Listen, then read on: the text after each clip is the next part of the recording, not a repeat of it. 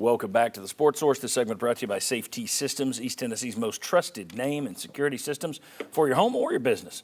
VFL J.J. Surlis and his team have protected people's property all over East Tennessee for more than 20 years. And if you're sitting there right now saying, I don't need a security system, do yourself a favor. Go to YouTube, search doorbell cam nightmares. It will talk you into getting a security system, I promise. Safety Systems, so you go when you need one. They do a great job. Get in touch with them this week, safetysystems.com. One last reminder for this poll we want you to play along with. If we can get that up there, you go. Oh, boy. Come on now. Somebody's got to fight. There's been a little movement down there on the regular season championship. Somebody's pushed a button or two. But, boy, that's a rout. More people care about a deep NCAA tournament run. Not that I'm surprised, but this will teach the people on Twitter not to argue. All right. All the arguments will stop on Twitter now. All right, here we go. We got get them in that place. Yeah, we got two guys right over here, Jimmy and Vince. We got two guys over here, Dave and Chuck. I got one question for each of you. Rule changes that have been coming, or changes to sports that have come up this week. Jimmy and Vince, I'll start with you. NCAA officials will soon be debating the merits of adding a 2-minute warning to college football, so that all of the late game rules that take effect in the last few days, they would all take effect at the same time. The clock stops with a first down, the 10-second runoffs for penalties, all that would just start at the 2-minute warning. Instead of this is the last 2 minutes, this is the last minute, so they would just move it to 2 minutes. Is this a good idea to have a 2-minute warning and add it to college football and put all those clock rules there at that one spot? Or leave well enough alone? Do you want us to huddle up and then we'll come together with one answer? I think cover up better question. Your mic, so everyone will still hear you. I just can't. Go ahead. Go ahead, Jay. I would leave it alone.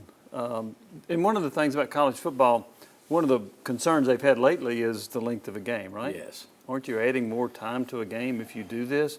So you'd go from the old 3 hours and 45-minute games to 3:55 or whatever.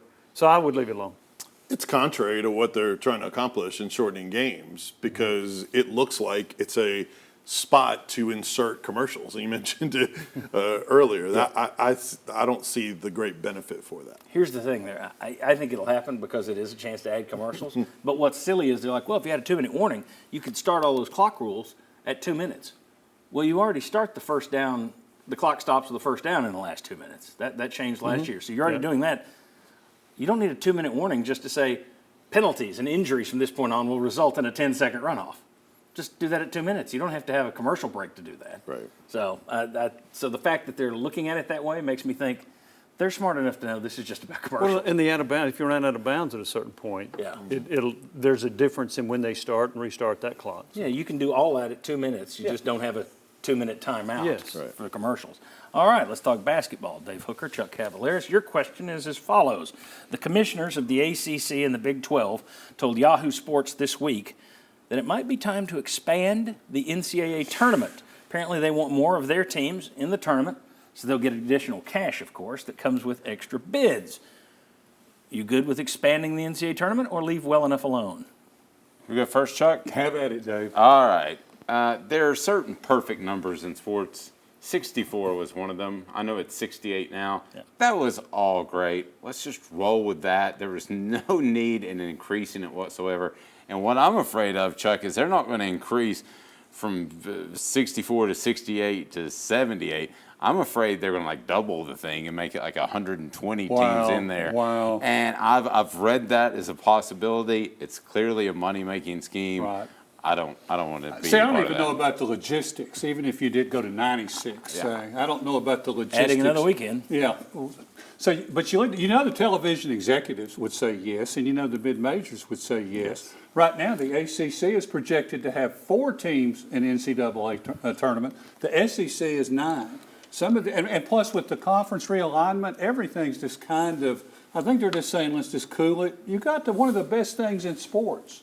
People filling out brackets. Why not just right now mess with that just now? There's a part of me that would like to see him go to 128. So I could Jimmy, this isn't your question. The 129 team is going to be complaining. That's what I'm looking forward to. Yeah, that's You're right. 129. Well, I should have been 128. Oh, you're going to get into football with the number 13 team this year. Yeah. This is the NCAA's money-making scheme to offset all the lawsuits that they're dealing with. This is how they pay for their attorneys. That's right. We're going to add on. The thing that would be interesting is if all these Power 5 commissioners who are trying to get their bottom feeder programs into the tournament Right. had to sit there and watch those new bids go to more mid-majors. That would be That's ironic. That would be very good. And I might not be opposed to more play-in games without actually affecting the, but See, otherwise. it's a tournament game. Right. Here's the thing. I'm all for it if you take about 10 games off the regular season. 20 years ago, you started basketball right at Thanksgiving. Now you're starting it at Halloween. Yeah. There's no reason for that. Stop it. Well, there is a reason for that. Money. Right. They can get people over to Food City Center, Thompson Bowling Arena, whatever they want to call it, for UNC Asheville. And that's why they do it. But to me, if you want to do this, everybody cares about the tournament. You see it right there.